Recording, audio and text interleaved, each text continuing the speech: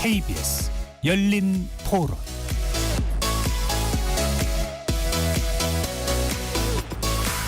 안녕하십니까. KBS 열린 토론 배종찬입니다. KBS 열린 토론 오늘은 정치의 재구성으로 여러분들을 만납니다. 마지막까지 법안 대치로 보낸 7월 국회가 어제부로 막을 내렸고요. 오늘부터는 8월 국회가 시작됩니다. 하지만 또다시 여야 대치, 갈등이 반복되고 있는 상황인데요. 오늘 하청 노동자에 대한 원청의 책임 강화와 노동자의 쟁의 권리를 강화하는 이른바 노란봉투법이 본회의를 통과했는데요. 이렇게 되면 이미 통과된 방송사법, 전국민 25만 원 지원법을 합쳐 정부로 윤석열 대통령으로 넘어가는 법안은 총 6개가 됩니다. 모두 대통령의 거부권 행사가 예정되는 법안들인데요. 정치 재구성 오늘은 법안 대치로 긴장이 고조되고 있는 8월 국회 상황 짚어보고요. 여야 각당의 권력구조 재편 상황도 함께 정리해 보겠습니다. KBS 열린 토론 지금부터 출발합니다. 치열한 토론 속에서 더 나은 세상을 찾아갑니다. 올바른 세상을 만드는 첫걸음. 평일 저녁 7시 20분 KBS 열린 토론.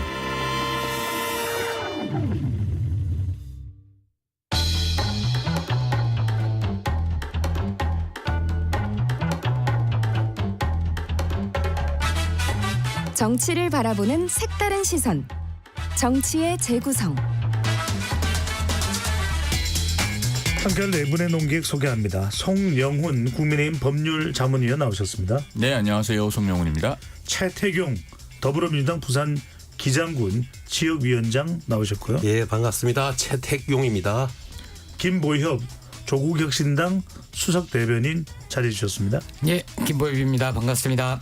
김성열 개혁신당 수석대변인 나오셨습니다. 안녕하십니까. 김성열입니다. KBS 열린토론 문자로 참여하실 분은 샵 9730으로 의견 남겨주실 수 있고요. 단문 50원, 장문은 100원의 정보 이용료가 없습니다. KBS 1라디오의 모든 프로그램은 유튜브에서도 함께 하실 수 있으니까요. 많이 들어와 주시고 또 구독 꾹 눌러주시고 좋아요도 보내주시면 좋겠습니다. 자, 오늘도 국회는 긴박하게 돌아갔습니다. 안세영 선수의 기쁜 배드민턴 금메달 소식도 전해졌지만 국회는 여전히 대치 정국입니다. 송영훈 의원께 먼저 여쭤보면 31시간 필러버스터로 법안을 막고자 했습니다만 합법적인 의사 진행 막기인데 필리버스터가 결과적으로는 통과를 막을 수는 없는 거지 않습니까? 통과를 막을 거라고 기대하고 국민의힘도 했던 것은 아니고요. 예. 다만 이 필리버스터 무제한 토론이라고 하는 것이 결국 국회 내에서의 소수당에게 국회법상 보장된 최후의 수단 아니겠습니까? 그 최후의 보루를 통해서 이 법에 대해서 국민의힘이 왜 반대하는가를 국민들께 소상히 알리고 또 무엇보다도 공적 기록으로 남긴다는 의미가 있죠. 그렇기 때문에 이게 비록 여당이 원내에서 소수당이라고 해서 이걸 프리패스, 그러니까 그냥 통과시켜줄 수는 없는 것이고 최대한 법에 정해진 수단은 다 행사를 해가면서 대변해야 될 내용들을 말씀드렸다라고 설명드리고 싶습니다. 네. 윤석열 대통령 거부권이 예상되는 가운데에서도 더불어민주당은 법안을 통과시켰습니다. 거부권이 예상되는데 통과를 시킨 가장 큰 이유 어떻게 설명하실 수 있을까요? 예, 이 노란봉투법은 우리 사회에서 한 수년 동안, 한 3, 4년 동안 뜨겁게 논쟁했고 논의해왔던 내용입니다. 사실 이거 어느 날 갑자기 저희가 강행 처리한 것은 아니고요. 근데 저 같은 경우에 노란봉투법을 저 개인적으로 노동자 기본인권보호법이라고 생각합니다. 더 이상 이 법원이나 이런 판례를 통해서 확립된 노동자의 기본 인권을 보호하기 위해서 또 노동자의 권리를 보호하기 위해서 우리 사회적 합의가 법원 판례와 함께 계속 논의됐던 내용을 담은 거기 때문에 그 내용을 지금 여당에서 이야기하는 것처럼 무슨 가격한 내용을 담고 있는 것도 아니고요. 그래서 내용을 간단하게 소개하면 크게 3대 쟁점이 있습니다. 첫 번째는 사용자의 범위를 정립해서 하청 노동자와 특수고용직 노동자의 권리를 법으로 보호하는 것. 너무 꼭 필요한 우리 사회적 요구였고요. 두 번째는 노동쟁의의 개념을 다시 정립해서 노동자들이 억울하게 불법 파업에 그 지탁을 받지 않도록 한 거. 그게 예. 두 번째고요. 세 번째는 사용자 측에서 노동조합에 과도한 손해배상 청구를 하지 못하도록 이런 사례 때문에 자살한 노동자가 굉장히 많습니다. 그래서 개인에게 무리한 배상을 청구하는 것은 자제할 수 있도록 하는 거.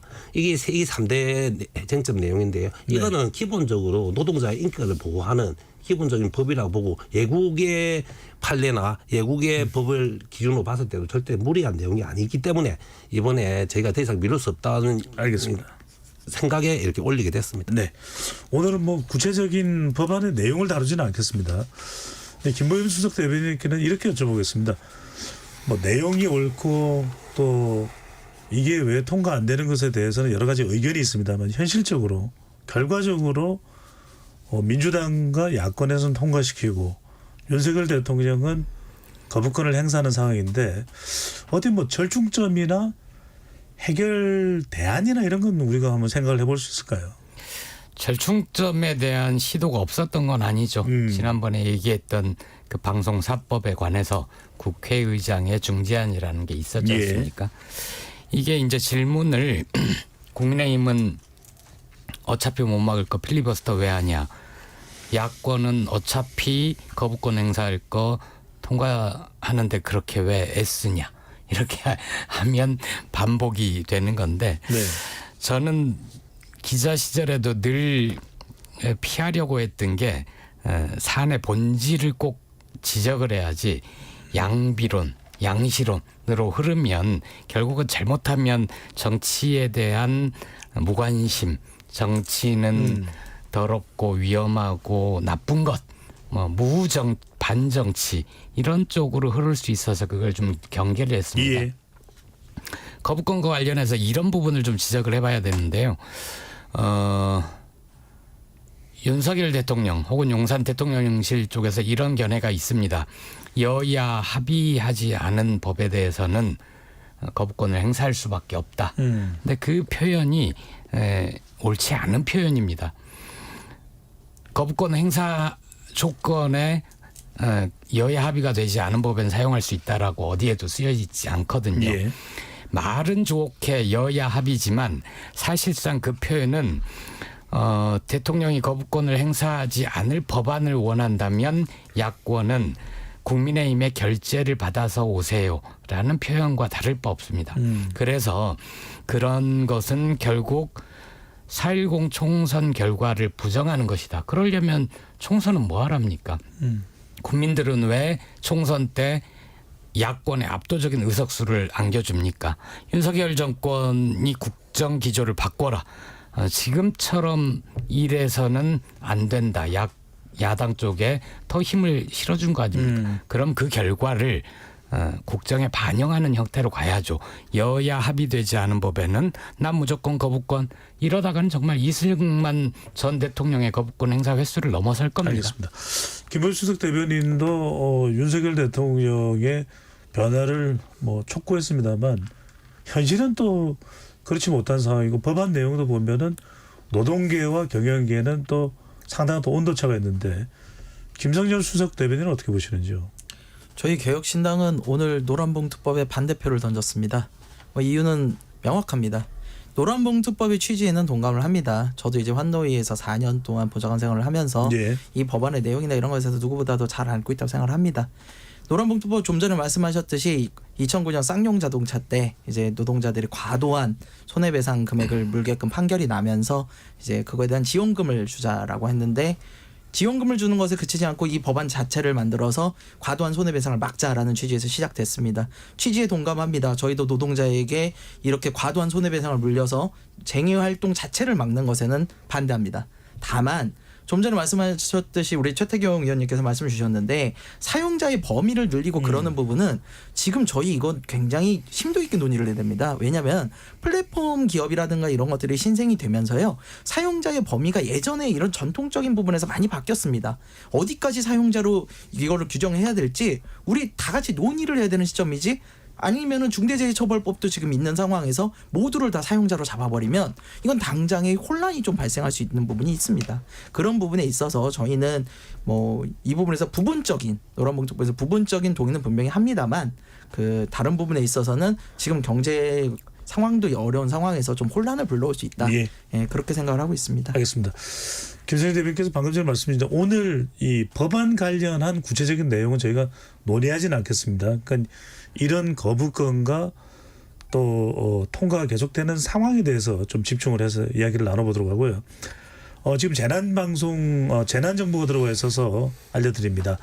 오늘 저녁 7시 13분경 충북 충주시에 호우경보가 발령되었습니다. 차량은 속도를 줄여 운행하고 물에 잠긴 도로, 지하차도, 교량 등으로 통행하지 않도록 유의하시고요.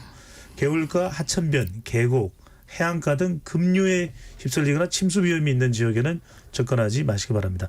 침수 지역이나 산간, 계곡 등 위험 지역에 있거나 대피 권고를 받았을 경우에는 주변에 있는 사람과 함께 즉시 안전한 곳으로 대피하시고 호우 피해가 발생하지 않도록 유의해 주시기 바랍니다. 근데 송 의원께 또 여쭤볼 게 그때 말씀드립니다만 법안의 구체적인 내용은 더 논의하지는 않겠습니다. 그런데 윤석열 대통령도 분명히 명분을 걸고 거부권을 행사할 텐데 계속된 거부권은 상당히 부담이 될 수도 있을 텐데 뭔가 좀 대안이나 제3의 좀 절충 방안 이런 부분에 대한 검토는 있는지요? 그러니까요. 이게 법안의 구체적인 내용에 대해서 오늘 논의를 안 하면 여당 입장에서는 이게 참 설명드리기 어렵습니다. 논의를 해야 된다고 생각을 하는데 일단은 뭐 사회자께서 그렇게 말씀을 하시니까 제가 그 부분은 존중을 하겠고요. 네, 뭐 아주 간단한 얘기는 모르겠는데 왜냐하면 이걸 본격화하면 한두 개가 아니라서 오늘. 네. 아니 김보엽 수석 대변인께서 좀 전에 이제 대통령께서 계속 제의 요구를 하면서 여야 합의를 해와라. 라고 하는 것은 국민의힘에서 결재받아오라는 거 아니냐 이렇게 말씀하셔서 제가 그 부분을 좀 말씀을 드리면 일단 지금 21대 국회 후반기하고 22대 국회에 계속 반복해서 제의 요구되고 있는 법안들의 공통점이 있죠. 우리 사회가 오랫동안 합의해서 유지해왔던 것들의 기본적인 틀을 깨는 데 있다는 겁니다. 지난주에 저희가 이 자리에서 방송사법에 관해서 열심히 토론을 했는데 그 내용 중에 주된 내용이 뭐였습니까? 방송 3법에서 공영방송 이사수를 늘리는 것은 1999년에 우리 사회가 5년 동안 논의해서 만든 방송 3법의 틀을 야권이 일방적으로 바꾸는 것이다. 제가 그 말씀을 드렸습니다. 자, 왜 그 틀을 일방적으로 바꾸면 안 되는가? 민주당이 이번 총선에서 얻은 지역구 득표율은 50.5%입니다. 국민의힘이 45.1% 얻었어요. 지역구 득표율 차이는 실제로 5.4% 차이밖에 안 됩니다. 그런데 국민의힘의 의석수는 3분의 1을 간신히 넘는 수준이고 민주당은 지금 170석을 갖고 있고 야권 전체로는 뭐 개혁신당이 좀 입장을 달리해도 188석을 가지고 있죠. 한마디로 말해서 지금 원내에서는 과대대표돼 있습니다. 즉 우리 사회가 뭐 길게 보면 87년 이래로 또 짧게 보면 99년에서 2000년 부근에 형성한 그런 사회적 합의를 한꺼번에 바꿀 만한 힘을 주는 것이 이번 총선의 구체적인 민의는 아니었던 거예요. 그런데 선거제도의 어떤 미비함으로 인해서 과대대표가 형성이 됐는데 그렇다면 그 균형추를 잡아줘야 될 것은 헌법상 권력분립의 원칙에 기반해서 네. 대통령이 해줘야 되는 역할입니다. 그렇게 보면은 대통령의 제2요구권이라고 하는 것은 충분히 이해할 수 있는 것이죠. 그러니까 야당도 이런 부분들을 바꾸고 싶으면은 여당과 어느 정도 최소한의 합의를 하려는 노력과 시도를 기울여야 됩니다. 네, 김보엽 수석 대변인. 두 가지 말씀드리고 싶은데요. 윤석열 대통령의 거부권 중독이 어떤 일이 벌어졌는가. 하나는 거부권 행사한 법안 중에 간호법 제정이 있었죠. 네. 그건 뭐였냐면 간호사들의 법적 지위를 분명히 하고 할 수 있는 일과 할 수 없는 일을 가리는 거였습니다. 왜냐하면 지금은 하는 일 중에 이거 잘못하면 의사 일을 하는 거 아니야? 나중에 책임을 물을 수 있는 거 아니야? 근데 그 법에 대해서 거부권을 행사했습니다. 지금 국민의힘이 의대 정원 늘리는 것 때문에 의료 현장이 붕괴가 되고 어렵고 그러니까 간호사들의 도움을 받아서 이 문제를 좀 해결을 해보려고 뒤늦게 지금 간호법 만들면서 야권에 도움을 요청을 합니다. 이건 필요한 거니까 하자고. 근데 이거 예전에 윤 대통령이 거부권 행사했던 거거든요. 그리고 습관적으로 거부권 행사하다 보니 국민의힘이 만들었던 법에도 거부권을 행사한 적이 있습니다. 제가 정확하게 기억이 안 나는데 한우 관련된 농업 관련된 법안이었을 겁니다. 숫자 말씀하셔서 숫자도 얘기 드릴게요. 50.5%, 45.1% 그래서 득표율로는 5.4%밖에 차이 안 나고 야권이 과대대표되고 있다. 총선 결과를 말씀하시는 네. 거죠? 네. 총선 결과인데 대선 결과 어땠습니까? 0.7%였고 20만 표, 20몇만 표 정도 차이가 났는데 윤 대통령은 지금 왕처럼 굴고 있습니다. 그 정도 그러니까 그런 거에 비춰보면 이 5.4%라는 건 대선 때의 여야의 차이에 비하면 엄청난 차이예요.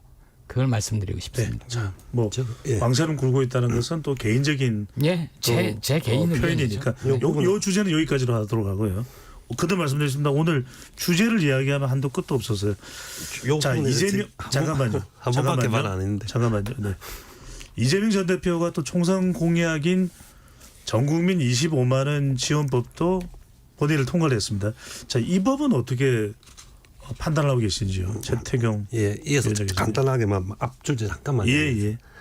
그 국회의원 선거 때 5.4% 차이를 가지고 가다되고 있다는 것에 지적 김보엽 대변인께 충분히 하셨지만 지금 이 시스템 국회의원 제도 선거법 이 국회의원 선거법을 존중해야 되잖아요. 여야가 그죠? 거기에서 나온 결론이 175석 민주당 국민의힘 104석입니다.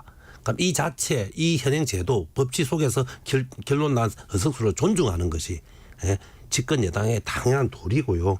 그런 이야기를 하니까 자연스럽게 대통령께서는 굳이 0.7, 1% 나는 차이로 당선되었다는 이야기가 자꾸 나올 수밖에 없는 거잖아요. 알겠습니다. 그러면 말싸움이 되니까 여기까지는 하겠습니다. 예. 그리고 새로 국회에서 입법을 새로 하는 것과 법을 개정하는 것은 뭐 대부분이다. 기존 합의된 기존 수십 년 동안 진행됐던 것을 바꾸는 겁니다. 입법이라는 것 자체가 기존의 룰을 바꾸는 건데 기존 사회적 합의를 왜 바꾸려고 하냐 이런 식으로 이야기하면 국회에서 그 바꿀 수 있는 일이 상당히 제한된다는 거 꼭 말씀드리고 싶고요. 지금 전국민 25만 원 지원 법에 대해서 질문하셨는데요. 오늘 엄청난 일이 있었죠. 코스피, 코스닥 다 사이드카 활동하고 예. 그리고 장이 폐쇄되고 그랬습니다.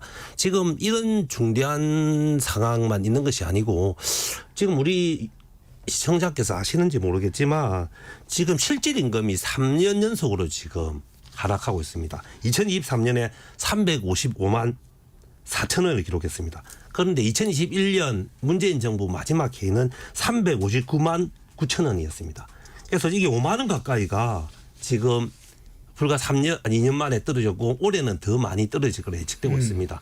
그래서 전국민 25만 원 지원법 같은 경우에는 국민의힘에서는 자꾸 중소상공인들한테 지원하는 걸로 해결하면 된다고 이야기하는데 정말 말이 안 되는 게요. 국민 모두가 대부분이 지금 실질 임금이 하락하고 있습니다. 3년 연속.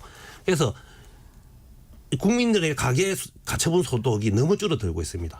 이것은 그대로 중소상공인들의 매출 하락으로 이어지고 있습니다.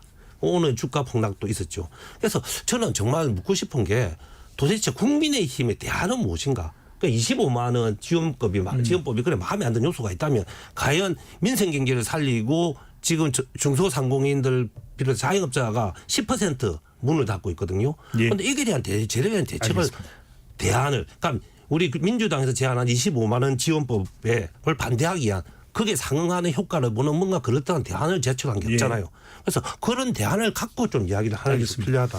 자, 이거 관련해서 개혁신당의 김성정 수석 대변인께 여쭙고 싶은 건 이준석 의원은 25만 원 지원법에 대해서 반대표를 던졌네요. 네. 이건 어떻게 뭐 당론은 아니고 이준석 의원의 개인 의견으로 봐야 될까요?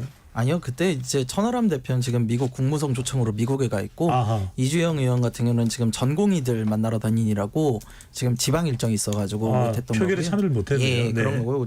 이준석 의원은 반대를 했는데요. 반대 이유는 명확합니다. 이거 너무 비효율적인 정책이라 그렇습니다.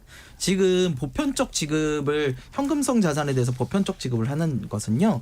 사실 이전 지출이라고 정부가 정부 지출에 비해서 국민들에게 나눠줘서 하는 걸 이전 지출이라고 하는데 이전 지출은 정부 지출에 비해서 효과가 떨어질 수밖에 없습니다. 저희가 문재인 정부 제1차 긴급재난지원금에 대해서 KDI가 한국개발연구원이 그 연구를 했더니 소비 진작 효과가 약 30% 정도 나왔다고 합니다. 쉽게 말씀드려서 10조 원 투자하면 3조 원 효과가 있는 거예요. 근데 이 부분에 대해서 같은 기간에 서울시에서 지급한 이제 재난지원금 같은 경우는 거기는 기준 중위소득 100% 이하, 그러니까 저소득층들한테 좀 지급을 했거든요. 거기서는 70% 가까운 소비 진작 효과가 있었어요. 그러다 예. 보니까 저희는 보편적 지급, 소상공인 살려야 됩니다. 경기 살려야 되고요. 지금 경기 어려운 거 사실입니다. 지급할 수 있어요. 근데 할 거면 좀 더 효율적인 방법으로 지급을 해야죠. 저희는 보편적 지급보다는 선별적 지급이 훨씬 더 효율적이다. 그래서 그렇게 좀 진행을 해야 된다는 측면에서 반대를 좀 했습니다. 예. 송우현 교수님. 일단 논리적인 근거는 우리 개혁신당에서 아주 잘 알고 계신 것 같아요. 제가 말씀드리면서 뒷부분에 조금 더 보충해서 말씀드리겠고요. 이 25만 원 지원 문제는 그렇습니다. 현실적으로 받고 싶어하는 분들이 존재한다는 걸 저도 잘 알고 있습니다. 지난주 금요일에 제가 어느 식당에 가서 밥을 먹는데 TV 화면에 25만 원 주기로 하는 법안이 통과됐다고 나오니까 예. 거기 식당 아주머니하고 일하시는 분이 나는 솔직히 25만 원 받고 싶다 이러시더라고요. 그런 분들이 존재한다는 걸 저도 이해해요. 마음 같아서는 그럴 것 같습니다. 예. 그럼에도 불구하고 국민의힘이 왜 이걸 반대할 수밖에 없는가. 경제는 그렇게 돈을 나눠줘서 이분들을 도와드려야지라는 간단한 논리로 접근해서 될 일이 아니고 실제로는 그게 그분들을 더 어렵게 만드는 일이기 때문에 그렇습니다. 우리 최태경 대변인께서 조금 전에 실질임금 말씀하셨는데요. 맞습니다. 실질임금이 감소하고 있으면 그것은 우려할 만한 일이죠. 그런데 돈을 한꺼번에 13조 원이 넘게 시중에 뿌리면 어떻게 됩니까? 돈 가치가 떨어져서 물가는 더 올라갑니다. 임금은 올리기 힘듭니다. 명목임금도 올리기 힘든데 물가가 올라가서 돈 가치가 떨어지면요. 그 걱정에 맞지 않으시는 실질임금은 더 떨어집니다. 경제라는 건 그런 거거든요. 그래서 그 굉장히 정교한 논리로 접근해야 됩니다. 우리 김성열 수석 대변인께서 잘 말씀해 주셨는데 2020년 12월에 KDI가 그 1차 재난지원금 지급 효과에 대해서 실증적 계량적으로 검증을 했어요. 네. 그 해에 나간 재난지원금이 11조 1천억 원에서 한 15조 정도 되는 걸로 추산이 되는데 실제 국내 소비 증가는 4조 원밖에 안 되더라. 26에서 36% 정도밖에 소비로 연결되지 않는다. 왜 그런가? 사람들이 재난지원금을 받으면은 일단 그 돈을 쓰고 그래서 그때 가장 많이 올라간 물가 품목이 뭐냐면은 저 쇠고기하고 국산 쇠고기하고 돼지고기입니다. 예. 그 쓰고 그 다음에 월급이 들어오면 알겠습니다. 저축하거나 빚을 갚는다는 거예요. 그래서 이렇게 돈을 뿌리는 법안은 결국에는 목마르다고 소금물 주는 겁니다. 예. 간단하게. 잠깐만요. 저기 조국혁신당에서 아직 이야기가 안 했으니까 조국혁신당이나 또는 아마 제가 하고 김문수 싶은 대변인- 얘기를 하실 것 같은데 그래도 해주시죠. 조국혁신당은 당론으로 찬성을 했고요. 네. 현금을 뿌린다라는 표현은 적절치 않습니다. 왜냐하면 25만 원을 지역 상품권으로 지역에서 쓰도록 하는 것이고 연내 올 연말까지 한도가 정해져 있어서 그 돈을 쓰면 경제가 도는 거죠. 지역 경제가.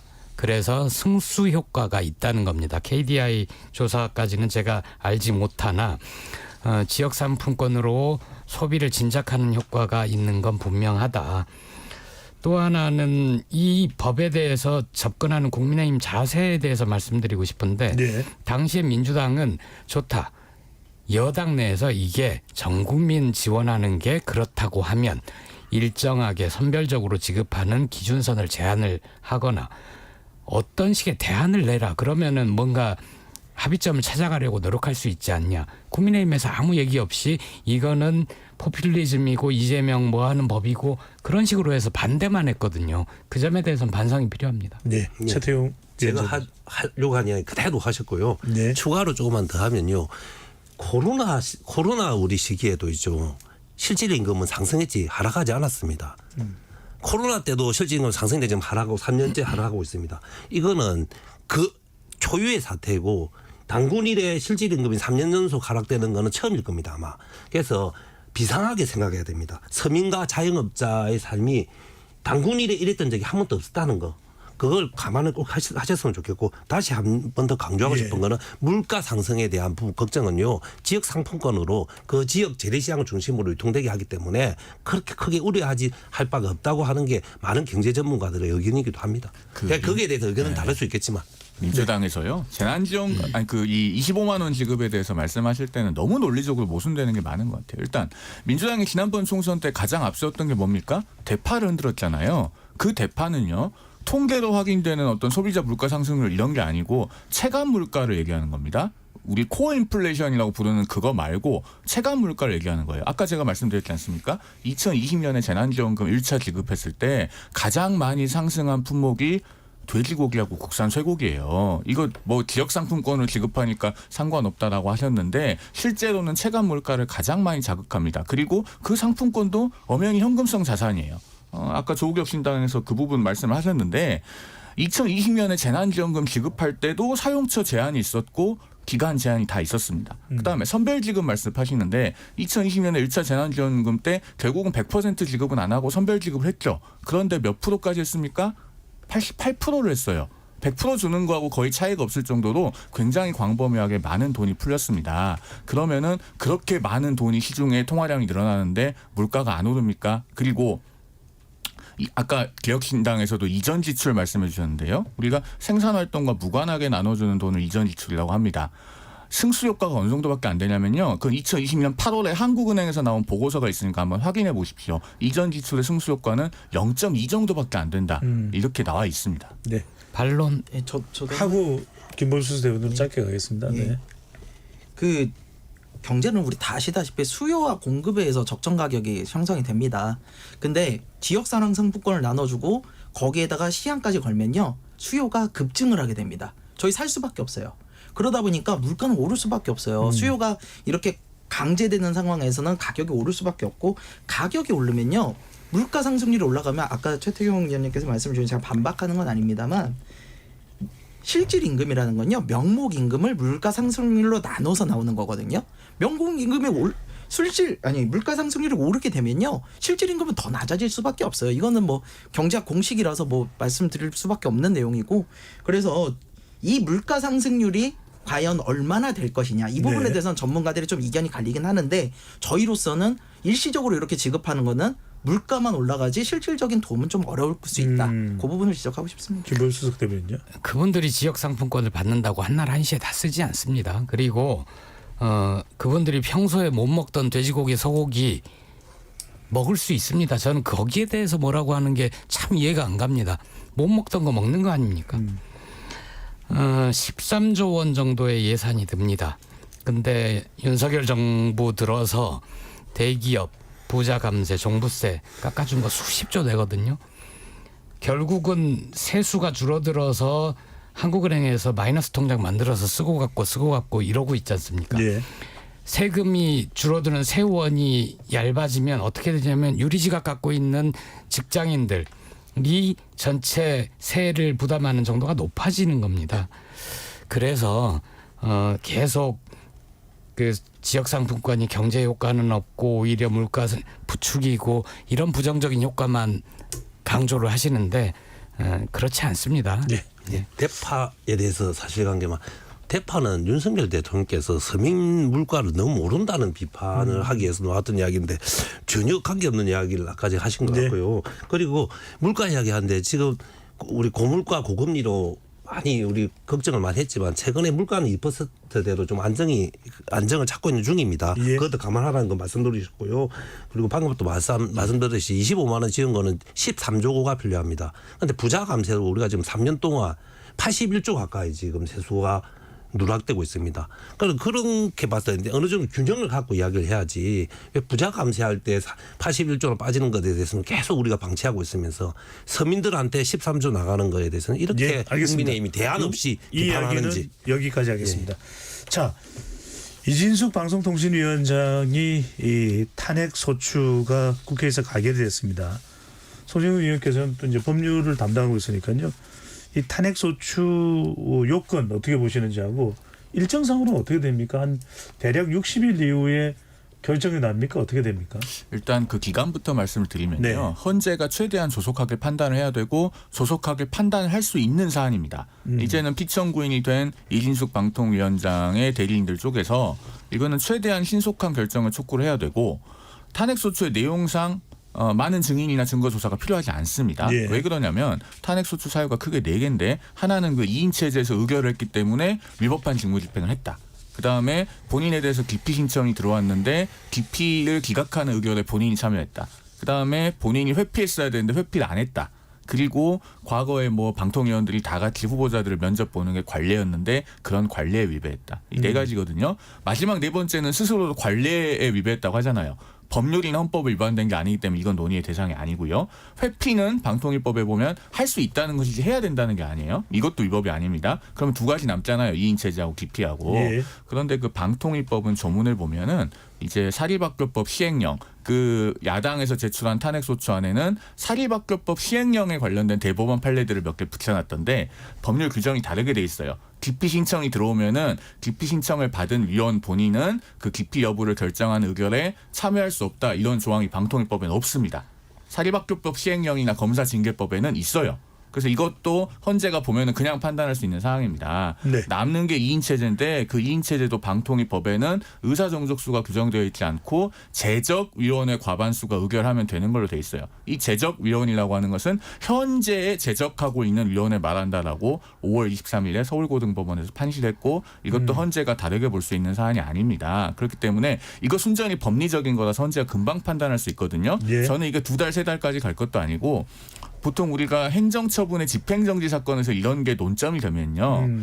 가처분 사건이나 그런 것에서 일반 법원이 짧게는 1, 2주면 판단을 합니다. 저는 헌재가 그렇게 해야 되는 사안이라고 생각합니다. 실제로는 어느 정도 만에 나올 걸로 보시는지요? 이거는 피청구인 대리인의 역량에 달렸고 또 헌재가 이렇게 탄핵소추가 남용돼서 정치재판화돼서 우리한테 가져오지 마라. 라는 확고한 어떤 인식을 갖고 있다면은 빨리 끝낼 수 있는 사안인데 소추인단 쪽에서는 그 소추위원 쪽에서는 예. 당연히 장기화하고 싶어 하겠죠. 그래도 한 2달 안에 끝낼 수 있는 2달 사안이 정도? 아닌가 저는 그렇게 봅니다. 60일 정도 알겠습니다. 개혁신당에서는 반대 입장을 냈네요. 각하 가능성이 있다는 의견을 또 판단을 감안한 것으로 보였는데 어떤지요? 예, 그렇습니다. 저희는 사실 이진숙 방통위원장이 방통위원장으로서 적합하다고 보지는 않습니다. 예. 나왔던 법카 유용 문제도 그렇습니다만 본질은 여러 차례 말씀드렸듯이 방송통신위원장으로서 가져야 될 중립성이라든가 공공성 부분에 있어서 심각한 우려가 있기 때문인데요. 그렇다고 해서 탄핵이 만병통치약은 아니라고 생각을 합니다. 지금 이제 이진숙 위원장 물론 2인 체제에서 그 공영방송 이사를 선임한 거에 대해서 저희 이준석 전 대표가 이제 상임위에서 물어봤더니 굉장히 재밌는 답변이 나왔어요. 뭐 9명씩 같이 써내가지고 겹치는 교집합만 뭐 한다 그런 걸 계속 반복한다. 사실 이해하기 어려운 수준의 선임 방법이 나왔거든요. 그렇게 이런 선임 방법이 저희 옳다고 생각하지 않습니다. 다만 이제 하루 지난 사람한테 어쨌든 탄핵을 이렇게 걸게 됐을 때 과연 헌재가 충분한 판단 근거를 가졌다라고 판단을 하고 탄핵을 인용을 할지 예. 아니면 오히려 이건 너무 성급하게 한 거다라고 해서 기각을 할지 저희는 만약에 기각이 되게 되면 오히려 이진숙 위원장의 임명이 정당성을 부여하는 그런 우려가 있다고 생각을 하거든요. 그래서 탄핵에는 좀 반대를 한 상황입니다. 최 위원장님 뭐 탄핵 결과를 알 수는 없습니다. 그러니까 헌법재판소의 법률심사 결과는 알 수는 없습니다만 만약이라는 걸 전제합니다. 헌법재판소에서 각하 결정이 내려진다면 민주당에서 상당히 좀 역풍 부담을 안을 수도 있는데 이 점은 어떻게 보시는지요? 여론조사 기관에서 오늘 나온 보도된 걸 보면 잠깐만요. 인용을 하시면 조사 개요를 다 이야기를 해야 돼서 네, 일단 그냥 그런 조사가 이 정도 못하나요? 아니 그래서 조사 개요를 다 이야기를 해야 되는 상황이라서 네, 말씀을 하시면 저희가 찾아보겠습니다. 하여튼 압도적으로 지금 부적절한 임명에 있다 여론은 일단 많은 것 같고요. 네. 그리고 또 탄핵안에 대한 지지도 한 60% 되는 것 같아요. 한번 확인해 보셨으면 좋겠고요. 이런 정도 말을 못하는 건 제가 잘 모르겠는데 어쨌든 잠깐만 짧게 말을 못한다고 말씀드리는 게 아니라 조사 개요를 다 말씀드려야 돼서 말씀하시면 찾아보겠다는 말씀을 드렸습니다. 여론조사 인용을 흔히 하는 거라서. 이진숙 방통위원장 같은 경우에 법카 사용 비롯해서 부적절한 인물이라는 것에 대해서는 국민적 공감이 있고 또 야권에서 야권 거의 대부분의 야권 국회의원들은 다 동의하고 있는 상황인 것 같습니다. 그런데 청와대에서 이것을 대통령실에서 인사청문회 보고서를 재송보 요청하고 하루 만에 임명했습니다. 그런데 참 재밌는 건요. 하루 만에 임명인데 청와대에서 임명한다는 것을 기자회견이나 이렇게 발표하기도 전에 이진숙 방통위원장은 근무지로 출근을 했습니다. 그리고 그 다음날 바로 그렇게 우려했던 2인 체계로서 박문진과 KBS 이사진을 새로 해임하고 새로 이제 발표를 했죠. 이 과정이 누가 봐도 자연스럽지 않잖아요. 그리고 아까 중에 우리 국민의힘 패널님 말씀에 의하면 지금 이진숙 방통위원장은 잘못한 게 하나도 없어요. 제가 보기에는. 그런데 지금 그 재미있는 게요. 2인 체계의 의결이 마치 문제가 없는 듯이 말하는데 이미 이거 법원에서 말한 바가 있습니다. 권태선, 박문진 이사장 해임 청구 무효 이게 그 무효 처분을 무효 처분을 인정할 때 이미 2인 체계로 의결을 하는 것은 불법의 소지가 있다고 법원에서 이야기한 바가 있습니다. 그렇기 때문에 이런 부분에 대해서 이제 좀 인정할 건 인정하고 계속 파행을 겪기 때문에 국민의힘과 정부 여당도 인정할 건 인정하고 원만하게 타협할 수 있는 방안을 고민했으면 좋겠습니다. 알겠습니다. 잠깐만요. 네, 조사는 확인하는 대로 말씀드렸다고 하고요. 제가 질문한 질문대로 답변을 안 주셔서 이 질문을 김보엽 수석 대변인에게 다시 설명드리겠습니다. 제가 여쭤본 것은 이진숙 방통위원장이 적합하냐 적합하지 않은 걸 여쭤본 것이 아니라 만약에 헌법재판소에서 기각이 되는 경우에 만약이라는 말씀드렸습니다.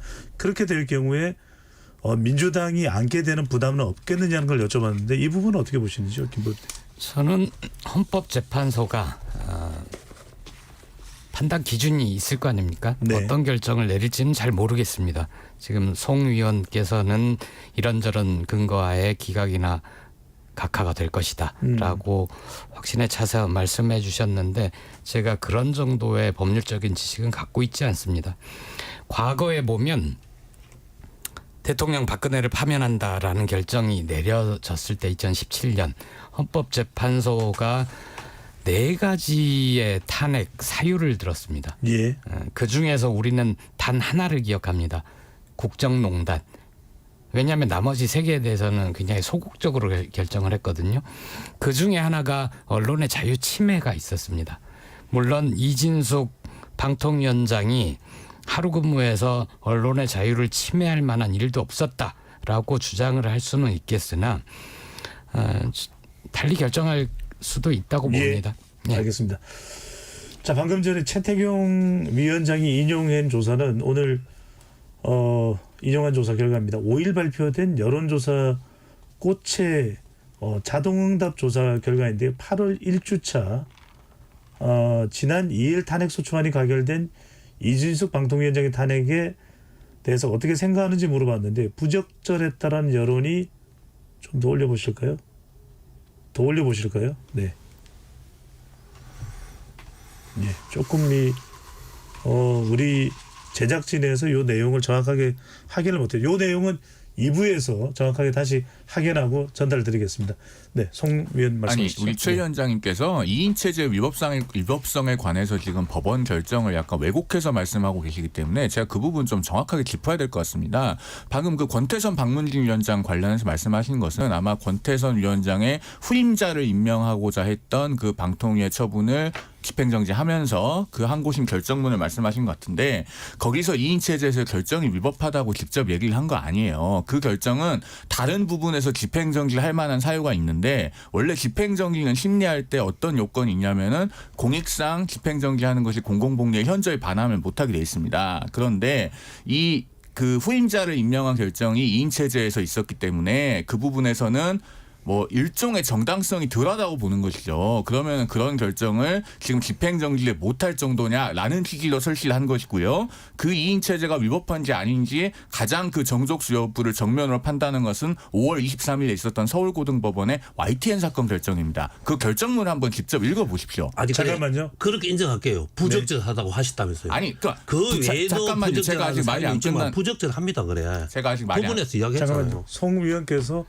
뭐 마무리를 하시죠. 네. 부적절 여부를 가지고 탄핵을 결정하는 게 아니지 않습니까? 탄핵은요 헌법에 써 있어요. 헌법 위반이나 법률 위반이 있어야 됩니다. 자꾸 부적절 말씀하시는데 그러면은 2004년에 노무현 대통령 탄핵 소추가 될 때 노무현 대통령의 국정 지지도는 몇 %였습니까? 총선에서 공개적으로 열린우리당이 압승했으면 좋겠다고 말하는 거는 그거는 적절한 건가요? 선거법 위반이잖아요. 헌재도 인정했습니다. 알겠습니다. 기회를 드릴 텐데요. 거듭 말씀드리면 제가 가급적이면은 관련 주제의 내용을 말씀을 안 드린다고 했는데 기왕 이야기를 꺼내셔서 최태경 위원장께 짧게 마무리 예. 발언 기회를 드리고 네, 정리하겠습니다.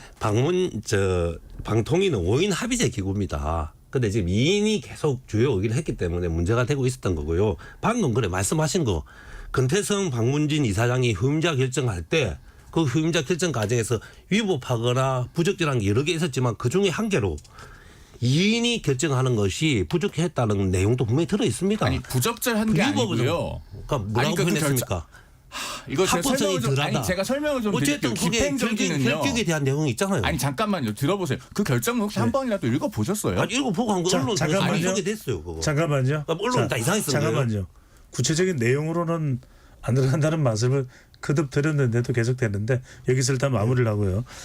자, 지금 여러분께서는 KBS 열린 토론 함께하고 계십니다. 유튜브에 들어가셔서 KBS 1라디오 또는 KBS 열린 토론을 검색하시면 지금 토론하는 열띤 모습 바로 보실 수 있습니다.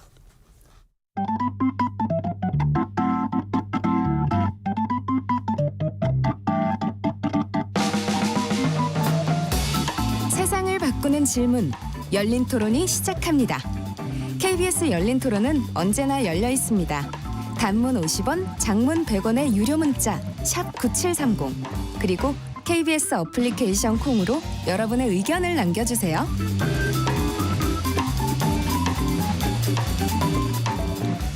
네, KBS 열린 토론 정치의 재구성 2부 이어가겠습니다. 스튜디오에 최태경 더불어민주당 부산 기장군 지역위원장, 김보엽 조국혁신당 수석대변인, 송영훈 국민의힘 법률자문위원, 김성열 개혁신당 수석대변인 네 분이 함께하고 있습니다.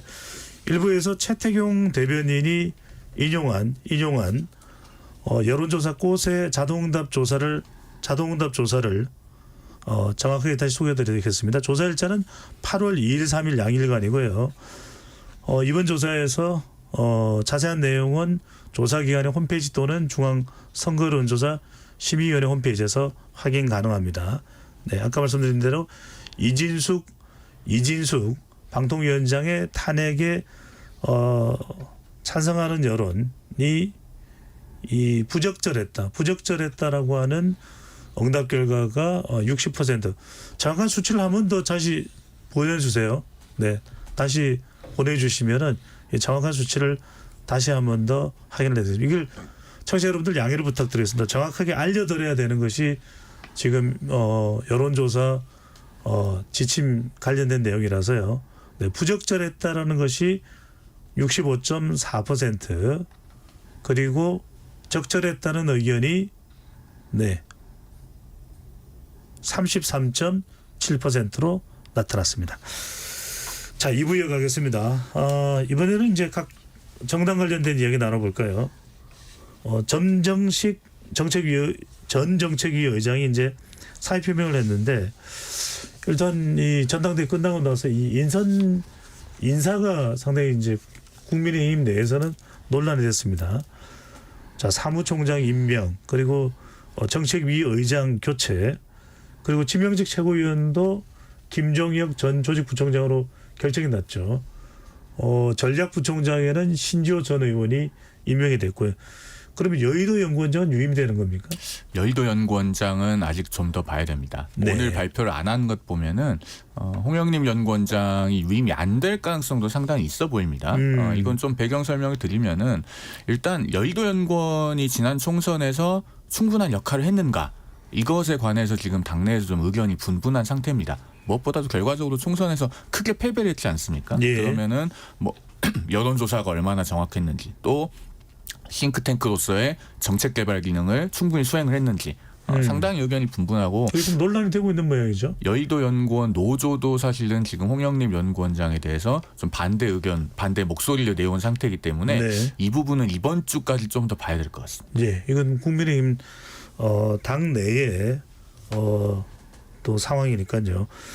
정책위 의장에는 대구의 지역구를 두고 있는 김상훈 의원이 임명이 됐습니다. 이게 어떤 의미가 있다고 봐야 될까요? 일단 앞서 소개를 해주신 지금 전체적인 인선의 방향은 한동훈 대표와 뜻을 같이 하고 방향성이 맞는 분들이 주축을 이루는 인선으로 평가를 할 수 있습니다. 네. 뭐 신기호 전략부총장이라든가 또 정성국 조직부총장이라든가 그런 인선들을 보면요. 그런데 이 김상훈 정책위의장 같은 경우는 급격한 현상 변경을 하지는 않겠다. 인사에 관해서 그런 메시지도 동시에 읽힙니다. 즉 이분은 지금 사선 의원이고 그다음에 당내에서 정책위의장 한 번, 정책위 부의장 한 번, 수석 부의장 두 번, 국회 기재위원장을 하면서 이제 정책 통으로 손꼽히고 있습니다. 게다가 추경호 원내대표 옆지역구예요. 추경호 원내대표가 대구 달성, 그다음에 김상훈 의원은 대구 서구, 그리고 두 분이 다 또 오레곤 주립대 그 대학원 동문이기도 합니다. 그런데다가 정진석 비서실장이 과거에 국민의힘 비대위를 이끌 때 그 비대위의 비대위원이기도 했어요. 그러니까 정책위의장은 이번에 그 유임이냐 교체냐에 관해서 좀 우여곡절이 있지 않았습니까? 네. 그런 게 있었기 때문에 내가 인사권을 확인하는 차원에서 그 사의를 받아는 드리지만 이걸 가지고 급격한 어떤 현상 변경을 하려는 게 목적이 아니다라는 시그널을 보낸 것으로 해석할 수 있습니다. 예. 자, 한동훈 대표 취임 이후에 인사가 상당히 좀 논란이 되기도 했는데 일단락 되는 모습이고요. 또 윤석열 대통령과 한동훈 대표 사이에 독대도 있었습니다. 근데 이 회동 자체가 윤석열 대통령이 먼저 비서실을 통해서 연락을 취했을 것이라고 하는 예상과는 다르게 또 추정과는 다르게 한동훈 대표가 먼저 제안을 했다 이런 이야기가 나옵니다. 이 이야기는 이른바 윤한 갈등이 어느 정도 극복된 차원으로 해석을 해야 될 겁니다. 김성철 수석 대변인요. 저는 전혀 반대라고 생각합니다. 왜냐면은요, 그 삼겹살 만찬을 하지 않았습니까? 대표 당선되자마자. 전당대 직후에요. 네. 예, 당선되자마자 삼겹살 만찬을 했을 때 그때 사실 독대 이야기가 좀 나왔었어요. 근데 그때 독대를 과연 윤 대통령이 원했을까요? 아닙니다. 이거는 신임 당대표가 대신 한동훈 대표 입장에서 좀 더 독대가 필요한 상황이에요. 왜냐하면 지금 당직 인선을 해야 되거든요. 당직 인선 뭐 정책위의장 어떻게 할 건지 이런 부분에 대해서 이거 결정권자는 어쨌거나 한동훈 대표입니다. 근데 그거에 대해서 의견을 듣고 싶은 거죠. 윤 대통령의 의견을 들어가지고 이거에 대해서 조율을 해보고 싶었을 거예요. 그래서 이야기를 했을 텐데 그날 독대가 이루어지지 않았습니다. 그러고 나서 최상병 특검법에 대해서 재의결 부결이 되고 나서 이제 되니까 그리고 정점식 정책위 의장에 대해서 유임을 시키느냐 마느냐 이걸 가지고 자꾸 논란이 되니까 지금 급한 것은 한동훈 대표 쪽이에요. 한동훈 대표가 그래서 당연히 요구를 했을 것이고 본인도 그렇게 얘기하지 않습니까? 그래서 가서 만났을 거고. 근데 이게 윤한 갈등 봉합이라고 보기 어려운 게요. 그 몇 개 그 기사들을 언론 기사들을 더 보면 그날 저녁에 독대한 날 저녁에 우리 정진석 비서실장과 홍철호 수석이 정점식 정책위의장에 대해서 유임 요구를 했다. 뭐 이런 얘기들이 나옵니다. 뭐 상황을 봤을 때 충분히 그랬을 수 있고요. 그리고 윤 대통령은 그거에 대해서 뭐 당직 인선은 당신이 알아서 해라라고 했는데 이 부분에 있어서 그래 네가 잘하니까 네가 알아서 해라고 한 건지 그래 알아서 한번 해봐라고 한 건지 그거에 대한 해석이 좀 달랐던 거죠. 달랐던 거고 어쨌거나 한동훈 대표가 지금 정진석 정책위 의장을 이제 김상훈 의원으로 교체를 한 것은 내가 주도권을 쥐고 가겠다. 이제 정확하게 선언을 한 것이고요. 저는 이거에 대해서 봉합이라기보다는 한동훈 대표가 이제 뭐 나는 마이웨이 가겠다라고 하는 것이 아닌가 추정을 해봅니다. 최태경 위원장은 어떻게 보시는지요? 저는 그냥 호불호를 떠나서 객관적으로 보기에 우리 한동훈 대표께서 국민의힘의 대권 주자로 나가는 길은 아주 잘 밟고 있다고 생각합니다. 지지율 낮은 인기 없는 대통령과 적당한 갈등을 드러내면서 본인이 실질적으로 당을 주도해 나가는 건 강화시켜 나가고 있으니까 아주 그런 코스로는 잘 가고 있는 것 같습니다. 그런데 하나 객관적으로 말씀드리지만 사실 홍영림 여의도연구원장 유임시키는 건 사실은 말이 안 되죠. 왜 말이 안 되냐면요. 민주당의 민주연구원이나 국민의힘의 여의도연구원이나 총선 때 가장 책임 많이 지고 가장 많은 일을 하는 게 연구원입니다. 이 두 분. 예. 근데 총선에 졌는데 책임을 안 지고 유임을 시킨다는 건 사실은 말이 안 되는데요. 그래서 저는 유임시키겠나 싶기는 하는데 또 이거는 또 가볍게 말하자면 사실은 총선의 책임은 저 비대위원장이든 한동훈 위원장도 있기 때문에 뭐 책임을 안 물을지는 모르겠지만 이제 일반 정당 승리적으로는 좀 말이 안 된다고 보고요. 최태경 의원께는 이 부분을 좀 여쭤보겠습니다. 자, 윤석열 대통령과는 상당히 여야 협치가 안 된다는 점을 민주당에서 강하게 제기를 했었는데 한동훈 대표 체제에서는 어떻게 될까요? 좀 여야 간의 협치, 지금 뭐 서로 협의돼야 될 사안들은 민생부터 뭐 특검법에 이르기까지 상당히 많습니다. 예, 그걸 저희도 기대하고 있고요. 사실 두 분이 한동훈 대표님과 윤석열 대통령이 공통점은 두 분 다 검사 출신이라는 거잖아요. 예. 거기에 대해서는 우리가 걱정은 많지만 검사 출신이지만 정치인으로서 본인의 모습과 정체성을 재정돈하고 정립한다면 대화와 협상의 파트너가 될 수 있다고 생각하고요. 저는 우리 한동훈 대표께서 윤석열 대통령 방식으로 찍어 눌리고 군림하고 마치 왕처럼 장악하려고 하고 이런 방식을 하지 않을 가능성도 있다고 기대를 합니다. 왜냐하면 그래서 지금 집권 2년 된 윤석열 대통령이 어려움에 처하는 걸 많이 봤기 때문에. 그래서 저는 한동훈 장관께서 주변에 있는 측근들과 잘 상의해서 한동훈 대표께서 잘 상의해서 새로운 검사 출신의 대통령이 다시 한번 되고 싶으면 정치인으로서 완전히 한골탈퇴하는 그런 가정을 밟을 수도 있고 또 그렇게 해나가길 기대하고 있고 또 그렇게 되면 우리 국민들 입장에서 좋은 거 아니겠습니까? 김현수석 대변인은 조국혁신당은 또 한동훈 특검법이 있지 않습니까? 이런 상황에서 한동훈 대표, 뭐 조국 대표를 만난다 어떤다 그런 이야기도 최근에 상당히 또 부각되었던 것으로 알고 있는데 어떻게 보시는지요? 한동훈 대표가 조국 대표를 예방하겠다고 했었습니다. 네. 근데 그 당시만 해도 조국 혁신당에 배정된 공간을 국민의힘 대표실과 비서실로 쓰고 있어서 아니 어떻게 안방을 차지하고 있는 분들이 인사하러 오겠다는 건가?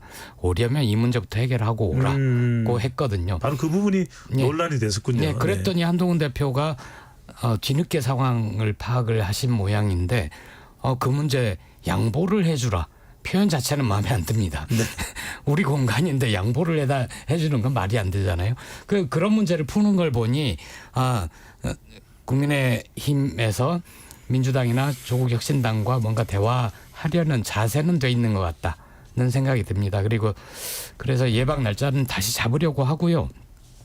한동훈 대표한테 저는 계속 이 문제를 여쭤보고 싶은데 대표 출마 기자회견 당시에 국민의 눈높이, 민심을 얘기하면서 최혜병 특검법은 수용해야 할 것처럼 얘기를 했고 구체적으로 특검 추천 방식에 대해서도 제3자 특검을 언급을 했고 나중에 백브리핑 할 때는 대법원장이 할 수도 있겠다. 예를 들면 그렇게 얘기를 했단 말이에요.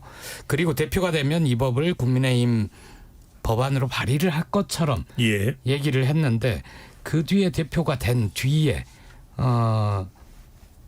측근은 같이 최고위원이 된 한 분은 이 법이 추천 방식 뭐 이런 게 실익이 없다라는 표현을 썼습니다. 그래서 이제 더 이상 이 얘기는 해봤자 실익이 없다는 건가? 라고 오해할 만한 그런 얘기를 했고 한동훈 대표는 기자들이 물으면 이전 입장과 달라진 바 없다거나 알겠습니다. 혹은 내 권한이 아니다라는 식으로 얘기합니다. 이거 입장 분명히 해야 된다고 봅니다. 네. 조국혁신당의 김보엽 수석 대변인은 협치 가능성은 열려 있는데 최상병 특검법과 관련된 부분에 입장을 분명히 해달라. 자, 이번에는 민주당으로 가보겠습니다. 송 의원께 뭐 여쭤보고 싶은 것이 이건 이제 뭐 최태경 위원장께서도 의견을 말씀하실 테니까요. 자, 전당대회에서 뭐 크게 이재명 후보가 뭐 당선되는 것은 거의 뭐 확실시 된다라고 해서 이제 뭐 관심도가 좀 떨어졌다는 이야기가 나오는데 김두관 후보의 발언이 관심을 모으고 있습니다. 더민주 혁신회의를 가리켜서 이번에 하나회에 비유를 했습니다. 하나회라는 것은 군사 독재 정권 때 있었던 그 소수의 그 군내 사조직 핵심 사조직 모임을 얘기하는 거죠. 전두환을 연상시키는 그런 또 표현이기도 한데 김두관 후보가 본인이 당대표가 되기는 힘든 상황 속에서 이런 이야기를 계속하는 것이 상당히 강성 지지층으로부터 공격을 받을 걸 암에도 불구하고 하는 이유는 뭐라고 보시는지요? 결국 김두관 후보는 이재명 전 대표의 사법 리스크가 현실화되면 이재명 대표의 체제는 무너진다고 보는 것이죠. 그러면 그 이후를 위해서, 그러니까 지금 뭐 일제시대에 독립운동하는 분들처럼 결국에는 독립된 조국에서 내가 선구자가 되려면은 지금 일제 강점기에서 독립운동 해야 되는 것이죠. 뭐 광복하고 나서 태극기 들면 그거 누가 못하겠습니까? 지금 김두관 후보는 그런 차원의 캠페인을 하고 있는 것으로 보이고요. 다만 이것이 지금 전당대회에서 득표를 많이 하는데 도움이 되냐 하면은 그렇게 보기는 어려울 것 같아요. 특히나 그 발언을 한 장소가 호남이지 않습니까? 그러면은 광주 전남북 당원들에게 아무래도 마음을 얻기는 어려웠을 것이다라고 보이는데, 지금 민주당 전당대회에서 가장 눈여겨봐야 될 부분은 투표율입니다. 네. 2021년에 송영길 대표를 뽑을 때만 해도 민주당의 권리당원 투표율이 40%가 넘었어요. 그리고 2022년에 이재명 대표가 77.77% 받아서 당선될 때도 투표율이 한 37% 됐습니다. 지금 지난주 토요일에 전북 지역 경선에서는 당대표를 뽑는데 권리당원 ARS 투표율이 20%밖에 안 돼요. 지금 누적으로 투표율이 아마 26%까지 떨어졌죠. 지금 그런 상황이기 때문에 결국에는 민주당의 호남 당원들, 민주당의 코어라고 할 수 있는 분들이 기권으로서 이재명 1급 체제에 대한 반대를 표시하고 있다. 저는 그렇게 해석합니다. 알겠습니다. 근데 이 부분을 안 여쭤볼 수가 없습니다. 송 위원께서는 호남에서 김두관 후보가 호응을 얻기는 쉽지 않다고 그랬는데 지금 전남에서 15%가 넘었어요. 득표율이. 오히려 김성진 수석 대변인 이 점은 어떻게 보십니까? 이재명 후보가 다른 지역에서는 오히려 90%가 넘어서 9대 명이라고 불릴 정도 90%대 대표 당선 이재명 후보 이렇게 됐는데, 오히려 호남에서는 다른 지역보다 득표율상으로는 좀 덜 나왔어요. 오히려 김두관 후보가 전남에서 15% 이상 나오고, 이 현상은 어떻게 봐야 됩니까? 이재명 전 대표는 사실상 기반이 호남에 있지는 않아요. 예, 경기도지사를 하시기도 했고 수도권을 좀 더 기반으로 갖고 있는 분이고요. 그리고 호남은 항상 그렇습니다. 특히 이제 전북 같은 경우는 우리가 동학농민운동이 시발된 곳이라고 얘기를 하잖아요. 옛날에 국민의당이 선택할 때도 그랬습니다. 민주당이 조금이라도 좀 잘못되는 느낌이 있다라고 생각하면 진짜 가차 없이 회초리를 드는 그런 성향이 좀 있거든요. 그래서 좀 전에 우리 송 의원께서 말씀 주신 것처럼 사실 낮은 투표율이라는 것이 호남 지역에서 그 낮은 투표율이라는 것이 결코 긍정적인 메시지는 아닌 것 같아요. 그래서 이재명 대표가 호남에서의 마음을 얻는데 조금 더 신경을 써야 된다라는 메시지를 주고 있는 것이 아닌가 그런 생각도 좀 들고요. 또 김두관 후보 같은 경우는 우리가 노무현을 연상시키는 그런 부분도 있다 보니까 이제 그런 부분에 있어가지고 또 호남 분들의 마음을 좀 산 부분이 있지 않을까 그런 생각을 좀 합니다. 예. 최태규 위원에게 여쭤보지 않을 수 없는 게, 여하튼 그것이 뭐 소수의 의견이든 하여튼 김두관 후보자가 아주 강한 발언을 하고 있다는 거, 집단 쓰레기 이후에 하나의 발언까지, 이것과 호남에서 다른 지역보다 상대적으로 이재명 후보의 득표율인 상대적으로 조금 적게 나왔다는 부분 어떻게 해석을 해야 될까요? 예, 이거 제가 정확하게 말씀드릴게요. 오늘 말씀 들으면서 참 이런 생각이 들었어요. 가짜 뉴스는 참 힘이 세다. 정말 전파력도 빠르다. 민주당이 2년 전에 전당대회보다 전체적으로 투표율이 지금 아주 높아지고 있습니다. 온라인 투표. 근데 지금 왜 투표율이 낮다고 좀 착각하고 있냐면요. 투표율, 당헌 투표율은 온라인 투표 플러스 ARS 투표입니다. ARS 투표는 아직 하지를 않았습니다. 8월 17일 날 합니다. 17일, 18일. 그러니까 온라인, ARS 투표가 포함 안 된 온라인 투표 한 것만 가지고 2년 전에 ARS하고 온라인하고 합친 거하고 비교해서 더 낫다고 지금 잘못 보도가 알려지고 있는 겁니다. 온라인만 놓고 봐도 좀 상대적으로 아닙니다. 아닙니까? 전체적으로 네. 강원도가 0.9. 제가 오늘 표를 가져왔습니다. 강원도만 0.79 온라인이 떨어졌고요. 강원도 빼고는 전 지역이 5%에서 인천은 11%까지 다 올랐습니다. 여기서 근데 왜 착각이 생겼냐면요. 지금 현재 투표된 건 온라인이고 2년 전에는 온라인 플러스 ARS가 다 짓게 됐잖아요. 예. 그래서 완전히 이게 지금 잘못 알려지고 있습니다. 그러니까 ARS 포함한 전체 투표율까지 포함하면 결코 낮은 게 아니다. 낮지 않겠죠. 상식적으로 온라인이 2년 전보다 높기 때문에 ARS는 아직 투표를 안 해서 알 수가 없잖아요. ARS까지 하면 상식적으로는 더 높아질 거라고 지금 예측하고 제 질문에 대한 답변을 예, 해주신다면요. 그래서 호남 같은 경우에는 이거 하나 또 하셔야 돼요. 이거 왜 호남 투표율이 낮나? 꼭 그 이유만 있는 건 아니지만 아니요. 제가 여쭤본 것은 투표율 이재명 후보가 연동돼 있습니다. 네. 예. 일단 이재명 대표가 득표율이 조금 떨어지마다 다른 지역보다 한 5% 4% 떨어지는 거거든요. 호남 분들은 균형을 좀 맞추는 전략적으로 좀 투표하잖아요. 호남 민주당원들은 전략적으로 투표합니다. 그래서 경쟁자한테도 어느 정도 나눠주는 것이 당의 전체의 모습이 좋다는 생각을 많이 하시는 전략적인 분들이 많습니다. 그거 하나 있고요. 두 번째는 투표율이 좀 떨어지는 거는 솔직히 말씀드리면 당 내부 사정은 솔직히 이제 말씀드리면 워낙 경쟁이 치열하잖아요. 예. 국회의원 경선 때. 그러니까 국회의원 경선 때 양당에서 그 양 후보 경쟁 후보께 연 당원들이 좀 많이 있습니다. 그러니까 자발적 당원 숫자는 비율은 좀 떨어집니다. 다른 데보다는 자발적 당원이 없는 게 아니고 그러니까 동원형 당원들도 제법 들어가 있다는 거. 예. 그 이유 때문에 그렇게 된 거고요. 알겠습니다. 하나 더 물었잖아요. 예. 김두관 발언 그게 중요하잖아요.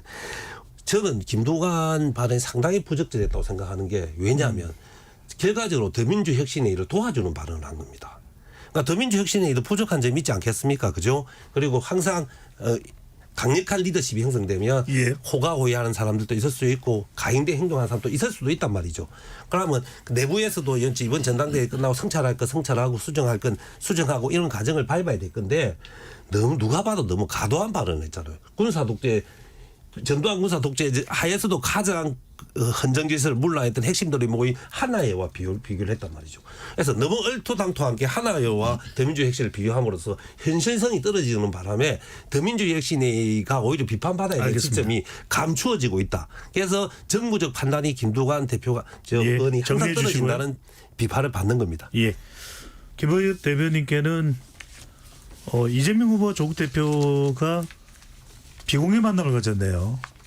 공개 만남이죠. 아, 공개 만남입니까? 처음에 국회 본회의장에서 필리버스터가 시작되니까 네. 이재명 대표가 조국 대표 쪽으로 와서 무슨 말씀을 나누게 됐고 시간 있으면은 장소를 옮겨서 얘기를 하자 해서 박찬대 원내대표실로 옮겨서 얘기한 겁니다. 그러니까 그 만남 자체가 비공개는 아니었고 예. 물론 대화를 공개적으로 할 수는 없으니까요. 그래서 본회의장과 대표실에서 만난 것까지 포함해서 약 2시간 정도 대화를 나눴다고 합니다. 어떤 내용이 오고 갔을까요? 모든 현안에 대해서 다 얘기했다고 합니다. 네. 조국 대표한테 제가 여쭤봤는데 우선 윤석열 정권 하에서 이렇게 무도하게 정부 운영을 하고 있는데 국회가 제동을 걸어야 되고 하는데 어떻게 하냐. 이 법 통과되면 거부권 계속 행사하고 이 다람쥐 쳇바퀴 돌듯 하면 결국 국민들도 지치고 예. 국회에 대한 효능감도 떨어지지 않겠냐. 이런 문제 어떻게 해야 되냐. 이런 얘기도 했고. 그래서 탄핵 이런 게 거론되기도 했을까요? 탄핵도 거론이 됐겠죠. 왜냐하면 조국 혁신당이 3년은 너무 길다 특별위원회 탄핵추진위원회를 구성하지 않았습니까? 예. 그리고 윤석열 정권 국정농단 제보센터도 열어서 거기도 되게 많이 정보가 들어오고 있거든요. 예. 그래서 그런 얘기도 왜 조국 혁신당은 지금이 적기라고 봤냐. 왜 탄핵추진위원회를 지금 열었냐. 이런 대화도 당연히 오갔을 거고요. 알겠습니다. 사소하게는 조국 혁신당이 교섭단체 조건 완화 이런 얘기도 했을 거로 보입니다. 예. 이 이재명 후보와 당대표 후보와 조국 대표의 만남 관련된 논의 내용에 대해서는 어떻게 보시는지요? 만약에 지금 그런 대화에서 탄핵을 얘기를 주고받았다면 대단히 부적절하죠. 제가 이번 총선 과정에서 이제 선대위 대변인을 맡으면서 방송에서 여러 번 드렸던 말씀이 있습니다. 네. 이런 지금 야당이 거대 의석을 확보하게 되면 22대 국회에서 딱 3가지 할 거다. 방탄복, 방탄, 탄핵, 복수입니다. 지금 그 예상대로 되고 있습니다. 지금 민주당은 지난번에 국회 법사위에 법원 행정처장을 불러다 앉혀놓고 이재명 대표 개인의 형사재판에 대해서 배당이 왜 이렇게 됐냐라고 따져 묻는 그런 법사위를 방탄을 위해서 사유화하는 모습을 보여줬고 지금 22대 국회에 들어와서 계속 탄핵소추안을 벌써 7번인가요? 계속 반복해서 발의를 하고 있고 그다음에 지금 아까 뭐 한동훈 특검법 얘기도 잠깐 나왔습니다마는 그 소위 한동훈 특검법이라고 하는 것이야말로 사적 복수의 끝판왕이죠. 그 특검법에 심지어 어떤 내용도 있는가 하니 그 민주당이 소위 검수완박을 해서 그 검찰의 수사 개시 범위를 대폭 좁혀놓지 않았습니까? 그 시행령을 통해서 그나마 우리 경찰이 아직 익숙하지 않은 일정한 경제 범죄들 수사할 수 있는 길을 터놓은 거예요. 그거를 한동훈 법무장관 시절에 시행령을 만든 게 직권남용이라고 특검으로 수사하자고 법안에 그런 거 넣어놨습니다. 그런 게 사적 복수죠. 알겠습니다. 자, 우리가 편성 관계로 네 분의 패널과는 또 오늘이 마무리하는 날이라서요. 네 분께 끝으로 참 답답합니다. 올림픽은 그래도 뭐 금메달이든 또는 메달이 아니더라도 선수들의 투혼이라도 전해지는데 국회만 쳐다보고 있으면 답답해서 속 터지겠다는 국민들이 많습니다. 끝으로 뭔가 절충하고 조절하고 이런 게 가능할까요? 어떤 방법이 있을까요? 네 분께 30초밖에 또 재난방송에 있어서 30초밖에는 시간을 못 드릴 것 같습니다. 먼저 김성열 수석 대변인부터요. 거대 양당에서 좀 더 양보를 해야 된다고 생각합니다. 국회는 다양성과 소수 의견이 존중되어야만 하는 곳입니다. 민의의 전당입니다. 조금 더 책임감을 가지고 조금 더 타협을 하시고 조금 더 협의를 하시고 지금 조국 대표하고 이재명 대표 만나신 것처럼 우리 이재명 대표하고 한동훈 대표하고도 만나시고 자리 있으면 우리 허은하 대표도 좀 넣어주시고 해서 협의하는 모습을 보여주셨으면 좋겠습니다. 알겠습니다. 최태경 위원장님 30초 만들어 수밖에 예. 없습니다. 예. 국민 여러분 한번 생각해 보십시오. 문재인 정부 말에 가장 국민의힘에서 목소리 높여서 비판했던 게 뭡니까? 검수완박이었습니다. 검찰 수사권 완전 박탈. 검찰 수사권 완전 박탈되었습니까? 윤석열 정권 2년 동안 옳고 그름을 떠나서 가장 큰 힘을 쓴 기관이 검찰이고 검찰 수사권입니다. 그래서 이거는 검수완박은 존재하지도 않는 검수완박을 마무리해 주시고요. 예쳤던 거 국민 여러분께서 냉철하게 봐주시고 윤석열 정부가 정신 차릴 수 있도록 알겠습니다. 도와주십시오. 김보엽 수석 대변인요. 저는 윤석열 대통령과 국민의힘이 현실을 직시했으면 좋겠습니다. 4.10 총선 결과가 무엇인지에 대해서 지금이라도 진지하게 고민을 해보시고요. 윤석열 정부가 뭐가 하고 싶은 일이 있을 때 법과 제도를 바꿔서 국회를 통과시켜야 되는 법이 있을 때 야당의 협조 없이 할 수 있는 일은 단 한 개도 없습니다. 알겠습니다. 송영을 위원요. 국회가 협치의 장으로 돌아가려면요. 야당이 최소한 이 탄핵 중독, 탄핵 남발만큼은 이제 그만해야 됩니다. 192석이나 되는 의석을 가지고 하고 싶은 게 그것밖에 없는가 하는 생각이 들고 정말 올림픽에 이 탄핵소추라고 하는 종목이 있다면 탄핵소추 빨리 하기, 탄핵소추 많이 하기로 민주당은 금메달감입니다. 이번 방통위원장 탄핵소추 기각되면 그걸로 좀 반성하시고 이제는 탄핵소추는 남발하지 마시고 정말 민생을 알겠습니다. 위한 법안에 집중해 주십사 하는 말씀 드립니다. 네 분 토론 감사드리고요. 재난방송 전해드립니다. 오늘 저녁 7시 43분 강원 원주시 횡성군, 저녁 8시 20분경 경기 여주시 양평군에 호우경보가 발령되었습니다. 차량은 속도를 줄여 운행하고 물에 잠긴 도로, 지하차도, 교량 등으로 통행하지 않도록 유의하시고요. 하천변, 계곡, 해안가 등 급류에 휩쓸리거나 침수 위험이 있는 지역에는 접근하지 마시기 바랍니다. 공사장, 전신주, 지하 공간 등 위험 지역에 접근하지 마시고 호우 피해가 발생하지 않도록 유의해 주시기 바랍니다. 과연 국민들은 어떤 정치를 바랄까요? 청취자분들에게 속 시원한 정치가 또 되면 좋겠습니다. 지금까지 KBS 열린 토론 배종찬이었습니다.